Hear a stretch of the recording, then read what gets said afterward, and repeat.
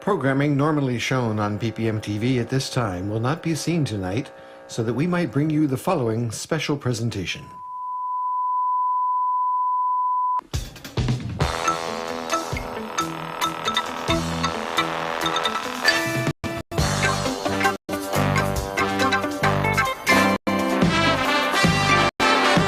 Live from the studios of PPM TV, it's the 2018 Inspiration Awards. Tonight's program is made possible by Physicians Healthy Weight Center, where Dr. Jennifer Warren and her medical team will help you reach your healthy weight.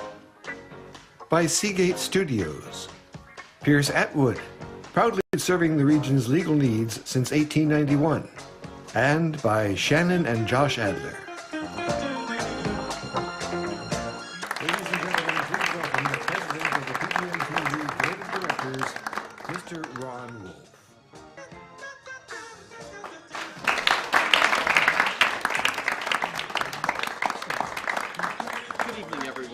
As president of the Portsmouth Public Media Board of Directors, it's my pleasure to be with you tonight to help celebrate the work, passions, and inspiration that Robin Albert, Glicka Kaplan, and Guy Capisalatro III represent within our city.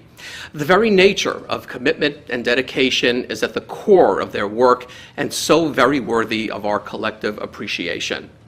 Tonight marks the 4th annual PPM TV Inspiration Awards event. If this is your first time joining us, you are in for a real treat. I promise you this. In just a few minutes, we'll introduce you to 3 exceptional members of the community, our community, and pay special tribute to the man who literally led the D-Day invasion on Normandy Beach, and who in September of this year will celebrate his 102nd birthday. PPM TV presents the Inspiration Awards each year to bring to the light of spirit of connection of community members offer to our residents in such selfless ways. PPM TV is proud to be your connection to the community, a vehicle which local voices can be heard and local stories can be told and seen. Most run through the skill and dedication of volunteers. PPM TV has been established to help answer the question, what's your story? And I encourage everyone to become involved in the magical world of visual storytelling through the expertise and resources of PPM TV and what they have to offer. As a member of PPM TV, you are supporting local voices and local stories such as those of Robin, Glicka, and Guy. And after tonight, everyone here and everyone viewing at home will understand why you are truly inspirations to us all. On behalf of all of us here at PPM TV, we are truly grateful. Thank you and congratulations.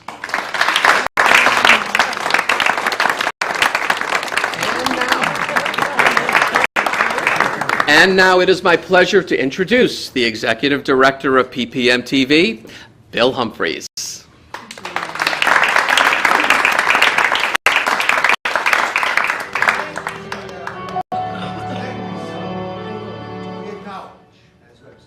The social gathering to commemorate, to observe, extol, glorify, to show reverence, and to pay tribute to. In short, it's our great pleasure to host all of you this evening to salute these exceptional individuals who have so quietly and profoundly made our community a stronger and more vibrant place to live. Tonight we're honored to present stories about passion, commitment, and enabling the dreams of others. Robin Albert, Glicka Kaplan, and Guy Capisalatro, you have inspired us as a community, and we are privileged to tell your story this evening as a way to show gratitude for the effect each of you have so selflessly made in the lives of so many.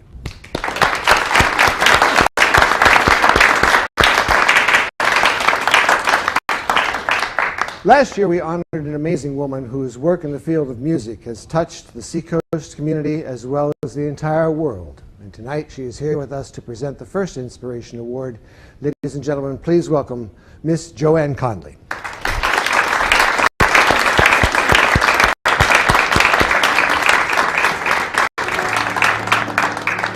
The spirit of collaboration is steadfast in the heart of Guy Capisalatro III. constantly seeking new opportunities through which artists can be connected. Guy is encouraging, inclusive, and sets an incredible example of prolific creative work without ego or pretense.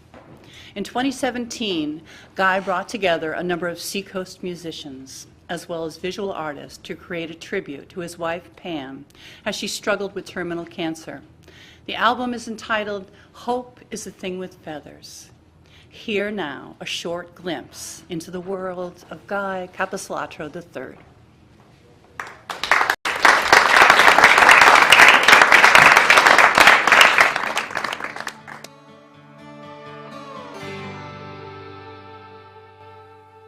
I grew up in New York, outside of New York City, and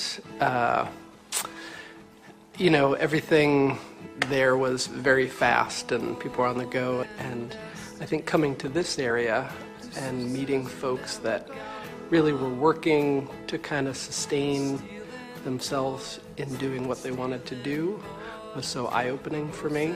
The world of art and music and writing can be so insular, and you know, I can be alone in my attic writing songs or, you know, working on pieces or whatever it is, and you know, I get a lot out of that, certainly, but there's a mystery in collaboration that you don't get necessarily working on your own, and there's places that you wouldn't think things could arrive when you start in. And you know, it's fun to, I feel lucky that, you know, I'm not a great musician or you know, a lovely performer, but I just really enjoy seeing what happens when people are together in a room and talking about things and creating things. And for me, that's kind of enough, you know, to sustain me, and to get to involve other people who are, you know, at a much higher level than me, and some that are maybe more beginners than myself is really just, I don't know, consuming and wonderful. In creating things, it's intriguing to work in mediums where there are infinite possibilities with everything. You know, there's a billion words, there's, you know, unlimited amount of sounds that you can make. And so I think when I'm working with people, I'm thinking in particular, there's a friend, Emma Vachon, who's a younger up-and-coming songwriter, and we've been talking about starting work on her new record. And I don't want to be the producer in the sense that it's my vision, you know. I'm trying to help her realize what she wants to get out of it, you know. And I think that's important when you're working with someone, is to try and not stifle them, because so often, even though I've done, you know, lots and lots of recording and lots of writing, I'm always surprised by what people come up with. And I want them to have that surprise for themselves, and I want them to figure out their own path, which may be a little pushing for me, but I don't want it to reflect my aesthetic or my personality. I want them to dig deep to kind of find what they need. You know, I never charge for my time, and I know that's certainly a part of what people do, but yeah, just to be able to help people kind of realize their vision is really fulfilling for me.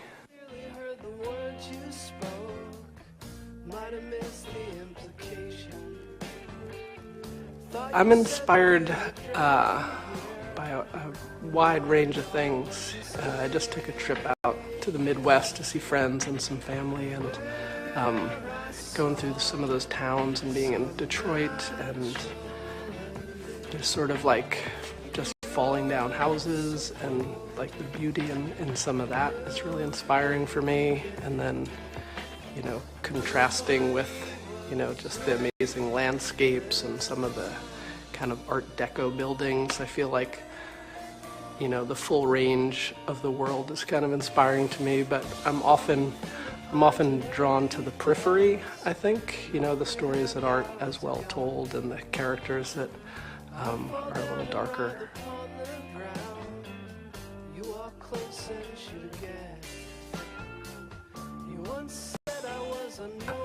I think as a writer, I look more outside myself than internally, although there's certainly some of that. But yeah, I'm just someone who likes to still feel amazed by the world and try and look in the corners that maybe don't always get looked in. And yeah, kind of a weirdo, I guess.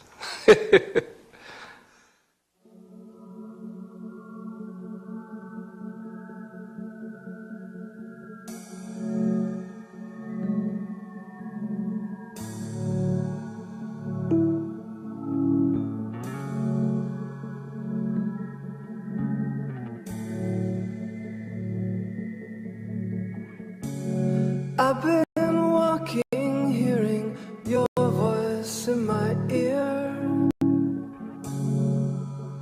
as though you're still here. Sorry if I seem distracted and confused. I've been drawing your tattoo. I go hard on the RPM challenge every year, and so I was in the thick of that. And at the end of the month, you know, my wife Pam had been having some health issues, and we went to see a doctor, and it turned out, you know, she had cancer, and we knew right away that it was fatal. And it was so hard in that you can't know where any of that leads, so you had to make decisions really blindly and enter into things that were going to be really hard for her and maybe helpful. And in a way, knowing that she wasn't going to survive was sort of helpful in that we were able to just talk about everything. You know, we were able to figure out what she needed in that time, what kind of things we could do. You know, we talked about afterlife, we talked about spirituality, we talked about philosophy, and yeah, you know, not everyone gets that. You know, we've been together for 27 years, and there was, yeah, just, we always had that very open communication, but I think having the added pressure of a closing window just kind of made it more important. You know, we were able to get to Iceland and Cape Breton and really have some amazing times, but yeah, she was wonderful.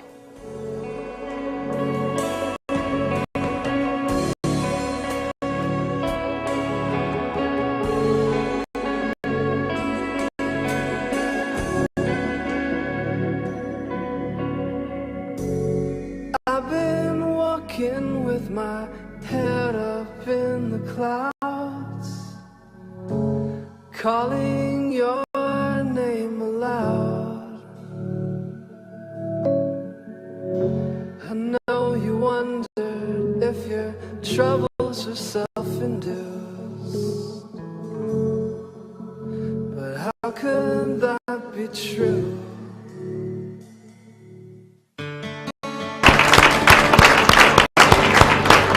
Ladies and gentlemen, please welcome Mr. Guy Capisolaccio.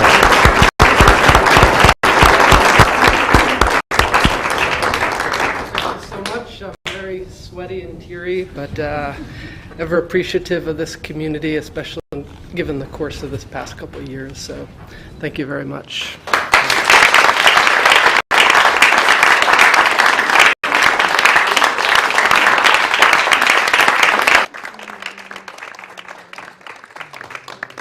The story of our next Inspiration Award recipient is someone who is the very definition of an unsung hero to the Portsmouth community. She's been generating financial support for nonprofits within the Seacoast for the last 7 years. This year, exceeding their goals, Spinning Generosity raised over $42,000 for 7 Seacoast charities. It is due to her selfless donation of time, energy, passion, and spirit that Liz Forkel was awarded the Inspiration Award in 2017. Tonight, she is here to pass on the honor. Please welcome Miss Liz Forkel.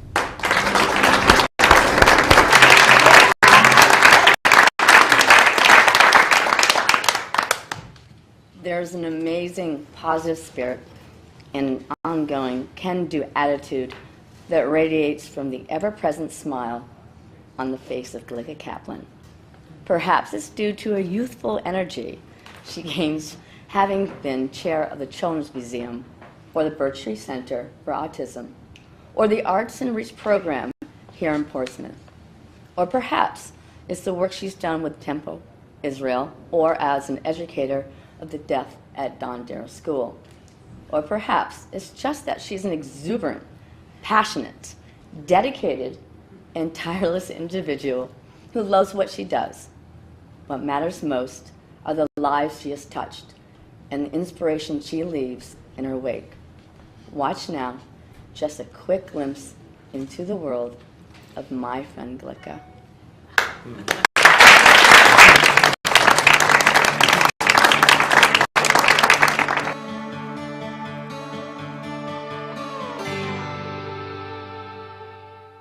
I started my volunteerism in this building here for the Children's Museum of Portsmouth at that time, when I was working as a teacher of the deaf.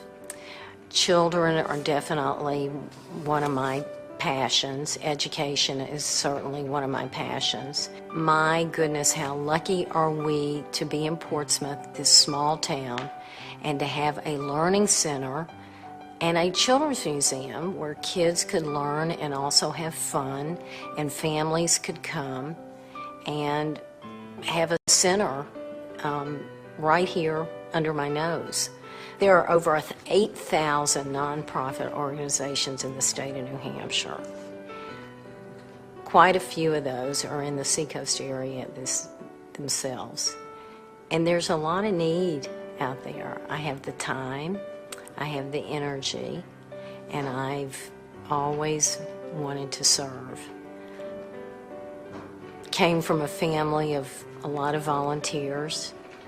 My parents were both volunteers. My father had a business in our little town in Texas, but he was mayor of our city for 10 years and served the community. And my mother was a volunteer with the Red Cross and the Garden Club and Sisterhood of 3 temples that we were affiliated with. And I always had this voice from both of them saying, there's no reason to be bored, there's no reason not to do. Get out there and do something. It's really simple. People who need people are the luckiest people in the world. People who need people. It's old, it's very fuddy-duddy, but it's very true. I can't sing it as good as Barbara, but I can think it. We're children needing others. All the people that I've worked with have inspired me to keep moving and to keep going and to keep doing for our really wonderful area. I would say the whole Seacoast area. I think we're really lucky to live in this beautiful area, and we have beautiful people, and we have a lot of people we can serve, and it's really nice, positive, fun, and educational for me to work with them. It's a really special thing to be able to even volunteer one place. Even if you do it on the weekends, even if you do it one night a week, it just really builds your insides.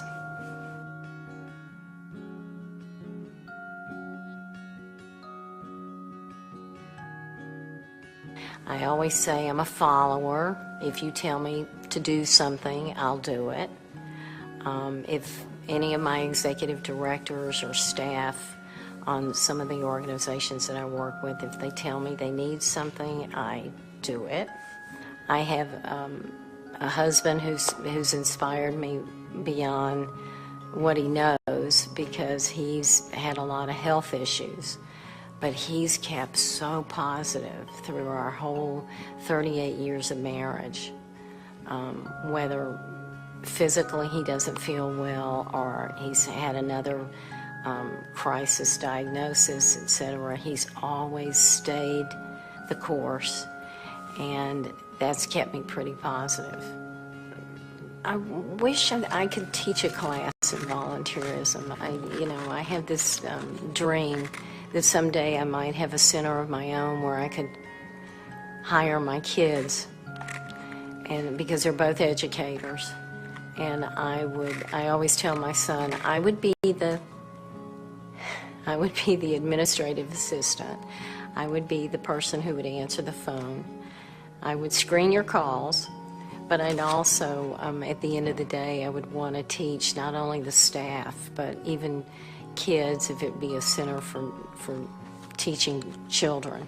I'd want to teach them the art of volunteering and of making time to serve the community and to serve someone else who might need your help.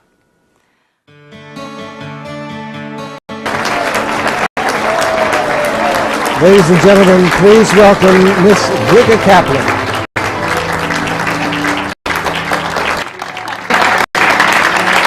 Dear Glicka, I am so incredibly honored to present to you the 2018 Inspiration Award.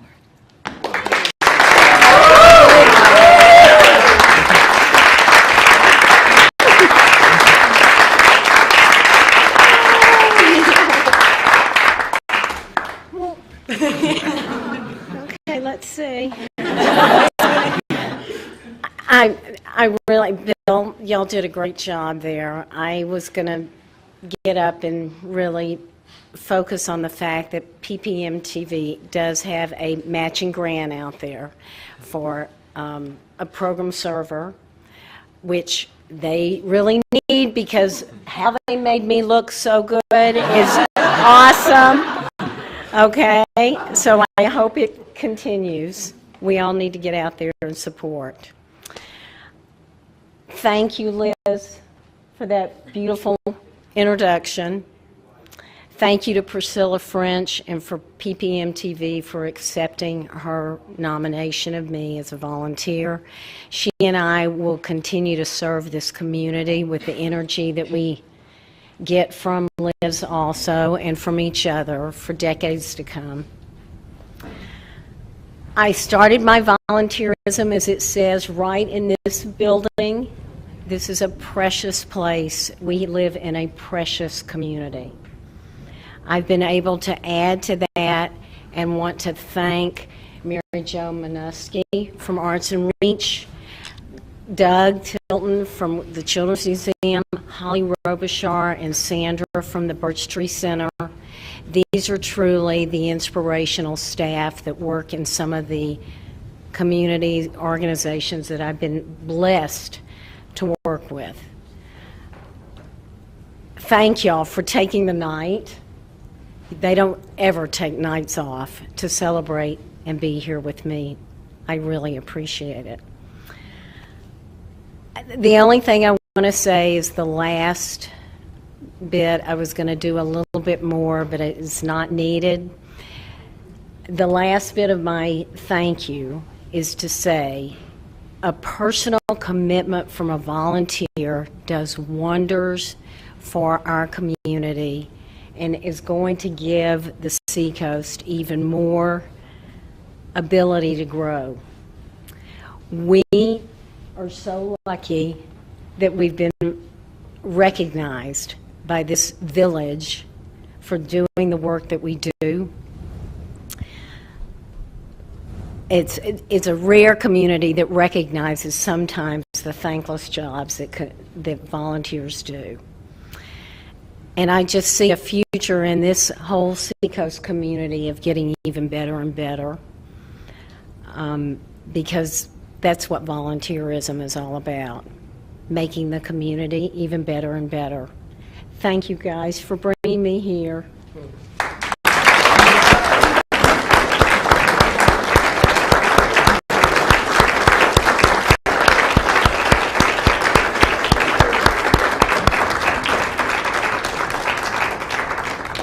Over the past several decades, our next presenter and one of last year's Inspiration Awards recipients has contributed her time, leadership skills, resources, her active participation, and generally good energy to many, many different Portsmouth community organizations.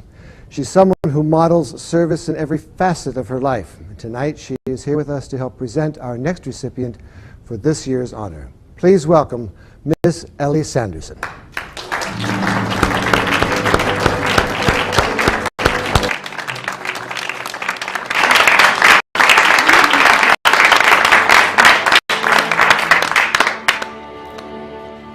Robin Albert's community contributions are wide and deep. Bear with me, the list is very long. And I think it's only a partial list, Robin. And it's inspiring. Board member and graduate of Leadership Seacoast. Founding member, Board of Directors, Seacoast Outright. Founding member, officer, life member, New Hampshire Educational Theater Guild. Officer, life member, New England Drama Council. Board of Directors, New Hampshire Association of Volunteer Administrators. Member of New England Theater Conference. She is currently employed as Welcome Center Coordinator, Discover Portsmouth, Portsmouth Historical Society. Founding Director, Volunteer Action Center, United Way of the Greater Seacoast. Volunteer and Event Coordinator, Sexual Assault Services. Theater Faculty, Portsmouth Arts Speak. Co-chair Drama Department, Portsmouth High School. Main Stage Production Director, Portsmouth Prescott Park Arts Festival. And annual member of the balloon detail for the Market Square Day event, just to name a few. Robin Albert is energy personified. She never cuts corners, and each of the many hats she wears is worn with a smile and perfection. Here now is a glimpse into the world of Robin Albert.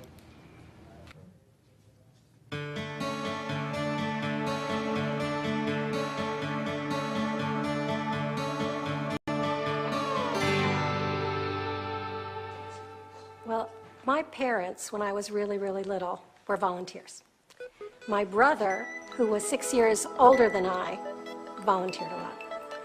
And I don't think I'm that spiritual a person, but the doing of mitzvot, of good deeds, is certainly a tenet of my faith. So I think I just had really good examples of people who went out of their way to do a little extra in the community. Some of the organizations I've worked with in the past are definitely through my profession. So they might have been theater organizations or nonprofits that were educational or around theater when I was first teaching. But others were more specific based on something that happened in my life or a passion. I think that there are definitely events in your life that really, really change you. In the early days, I'll give you an example, in the early days of the AIDS epidemic, I got very involved with AIDS Response Seacoast before they even had a staff or an executive director, because my brother was a gay man living in San Francisco. And this was a way to give back on my side of the world, but also to stay educated and get really, really educated, which I needed to do because my brother then found out that he was living with AIDS. And that work, and because I was teaching, really led right into going to a UNH conference about gay youth that led to helping to create Seacoast Outright. So sometimes it's because your life is right in the middle of something and you need the support and the education, so you give of your time, and that's what you get back is the support and the education you need in your own life. I've worked with fabulous people. I mean, I was a teacher for over 20 years, and then I worked in nonprofit.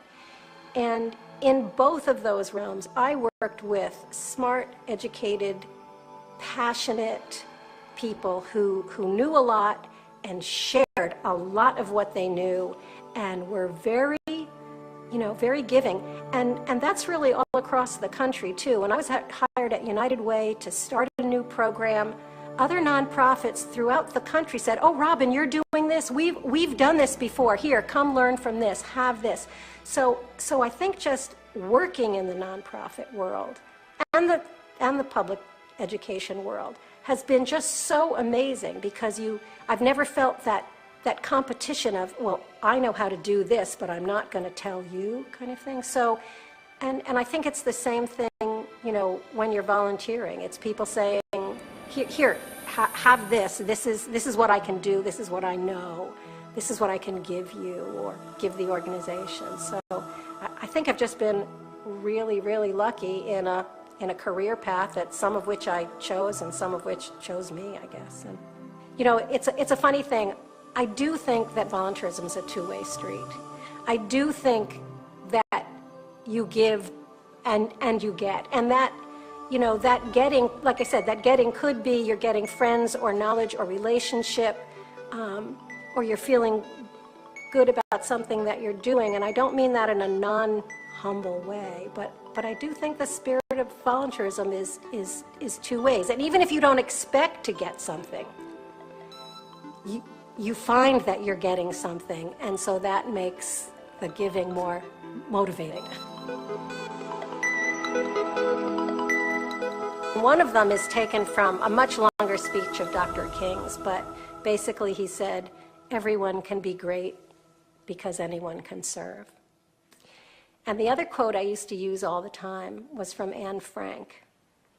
And she said, "How wonderful it is that no one need wait a single moment before starting to improve the world."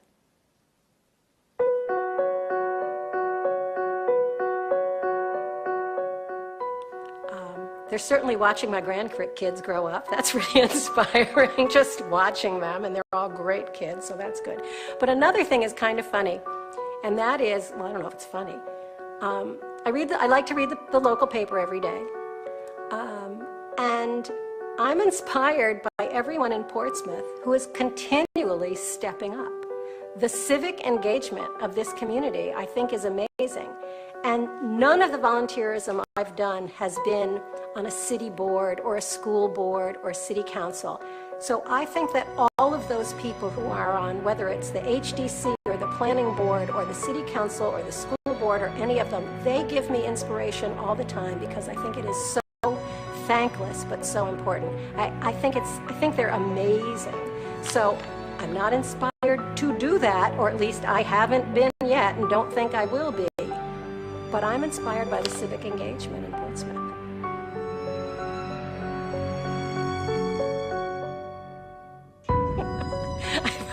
I probably wouldn't tell the truth. I'd probably describe myself as something I'd like to be, and then try a little harder to be that way.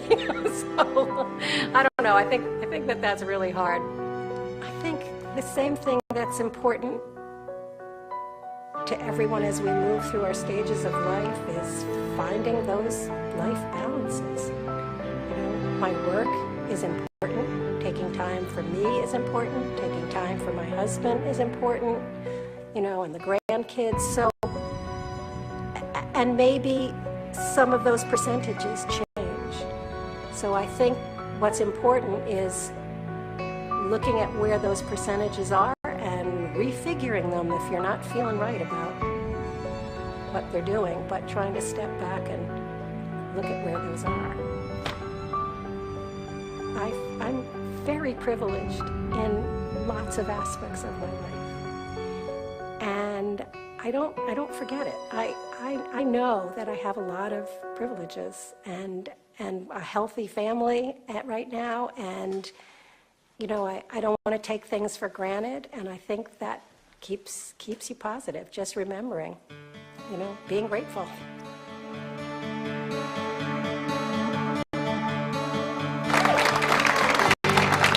Welcome, Miss Robin Albert.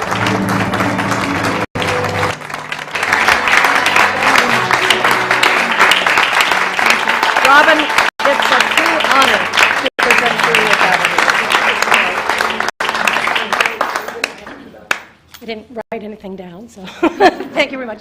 I just guess I want to say I've lived and worked in Portsmouth since '74, and I've always been, and even more so now at the Welcome Center, a cheerleader for Portsmouth. And much to my husband's chagrin, I'm the kind of person who, when I see somebody like looking at the Portsmouth map on the street upside down, I go over and ask if I can help them. You know, so, and it's true, I've worked for great organizations and I've volunteered for great organizations. So, but I didn't in the video thank my husband enough, and I really want to do that in two ways, very short. One is because he was pretty darn supportive of my busy schedule, but the other is he's really good at helping me say no when I need to say no, and it's really important to have that. And the other thing I want to share about that is that he does an amazing amount of community service as well. And he's one of those people who actually did volunteer for a city commission, and it was a pretty incredible time. So I want to thank him for that. And the other thing is I'm here to do a plug right now. So this is totally honest that I'm doing a plug. My stepdaughter Karen Lehman Duddy is spearheading an event. It's a cut-a-thon, and it's on March 20th from 1 to 4. Actually, May 20th, excuse me, thank you, May 20th from 1 to 4 at the Connie Bean Center. And it's a cut-a-thon where if folks or children or adults have 8 inches of hair to be cut off, they can go and do that, and it's going to support 2 children's organizations. So it's really important for me that Karen is here tonight, and my granddaughter who's getting her hair cut, those 8 inches, is here tonight, because passing things on to the next generation and the generation after that is kind of what it's about. So thanks a lot. Thank you.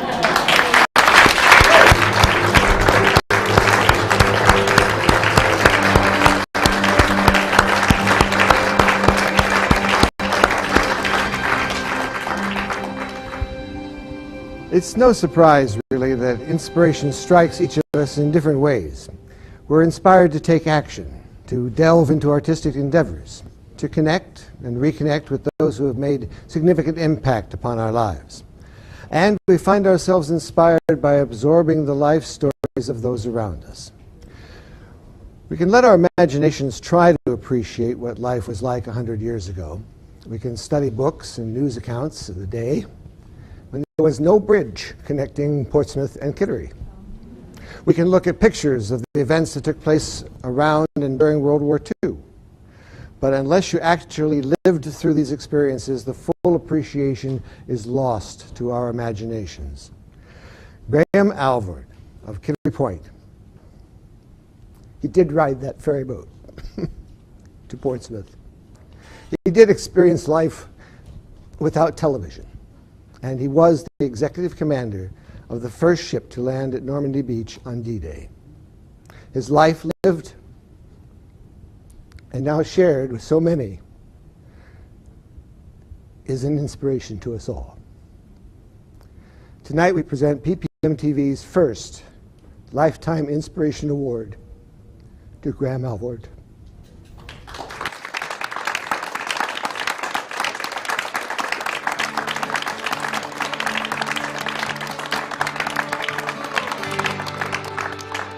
And you think about this man in his life, you've seen the Roaring '20s, stock market crash of '29, the Great Depression, the New Deal, World War II, executive also on a ship at Normandy, the Korean War, the atomic bomb, and a few years after that he turned 40.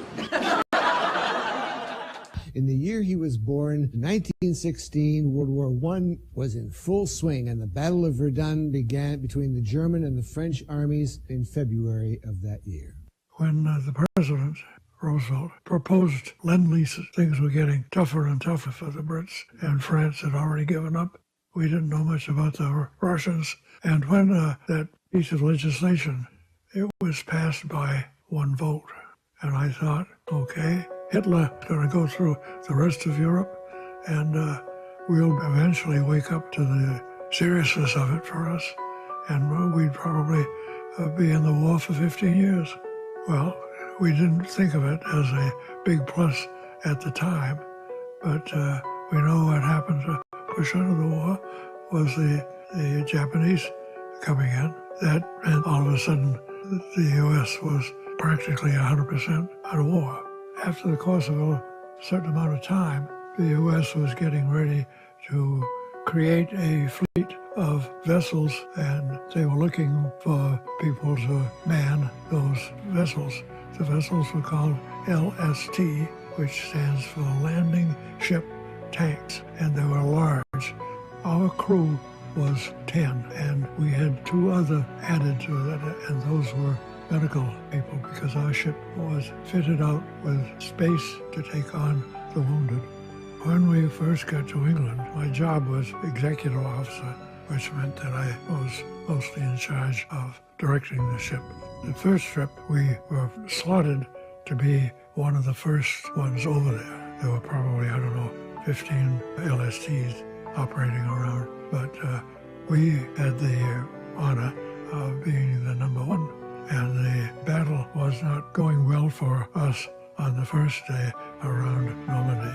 So although we were originally designed to go in on the afternoon of D-Day, as we were going in, we were flagged to turn around and go back and stay overnight about 10 miles from the shore. And then the next day we were told to go back in. It's hard to be exact about what you remember, but I don't remember minutes fear.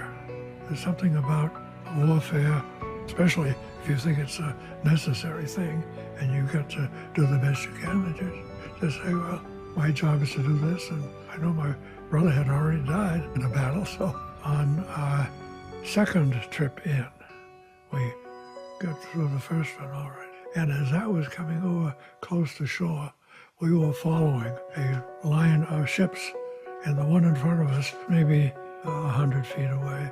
And I was counting the ship, so I was right there at the counting station, And all of a sudden, the one in front was upside down. It hit some kind of mine. So that meant that when we being right behind them, wow, we were a little careful going in. And then 2 days later, when we were coming across the channel, we were hit by a mine and lost a fair number of people, including a crew. I still have a vivid memory of one of our young guys, about 17 or 18, who had been in the crew's quarters. When the thing blew up, he was near the crew's quarters, and he ran up to the open deck and jumped into the water. We were struck by the mine halfway across the channel, so we were towed the rest of the way in and discharged our load of equipment, and then we were towed back to England, and after we were patched up, we were towed all the way back to New York City. I left the ship at that point. What kind of advice would you offer to a 10-year-old child? Keep your ears open and don't feel you're constricted. In other words, learn as much as you can. Go on learning as much as you can. What kind of advice would you offer to someone who's in their 80s? Hang on. Hang on. It's possible. If you had a chance to go visit France, why, I'd say do it. One last question. What is it that gives you inspiration? Well, a good piece of history and literature. I've just been finishing reading a novel, and I think it's a wonderful, wonderful novel, a wonderful piece of writing, and I have enjoyed reading it over a period of a couple of weeks, not wanting to rush it too fast. By Love Possessed is the name of it, by Cozzens, C-O-Z-Z-E-N-S. He's not a terribly popular writer right now, but That's one of the best books I've ever read. So I get a big charge out of that. I should put alongside that a theater. I love to see plays and operas, things like that done in the theater. Graham Elvard, thank you very much for being with us. You're welcome.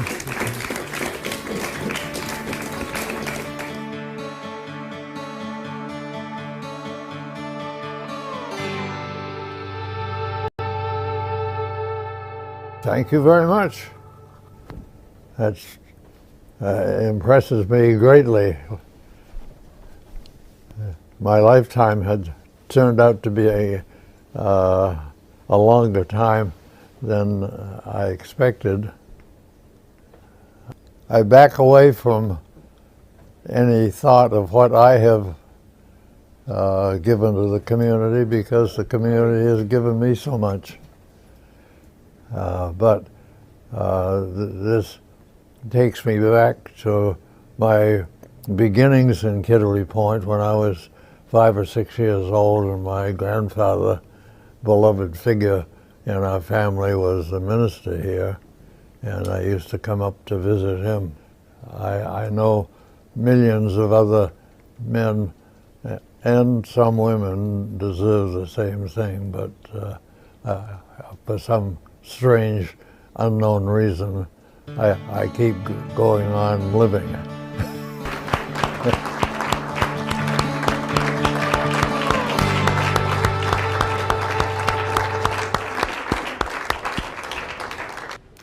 PPM TV is honored to acknowledge all of the incredible individuals here tonight for the contributions that they have made toward enriching our lives for so many in the community. We thank you, Robin Albert. We thank you, Glica Kaplan. We thank you, Guy Capisalatro and Graham Elvard. And thank you all for the inspiration you have offered us, as well as those you will continue to inspire in the years to come through your passions. On behalf of PPM TV Board of Members, volunteers, and staff, I'm Bill Humphreys. Thank you for being with us tonight and joining us in this celebration. We wish you a very good night.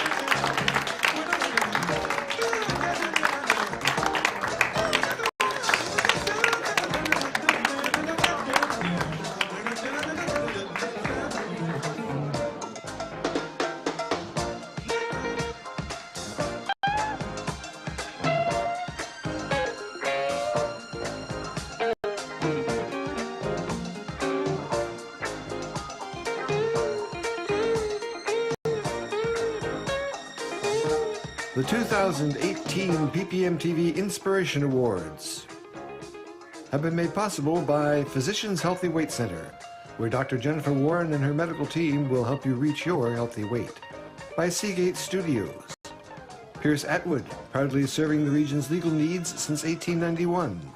And by Shannon and Josh Adler.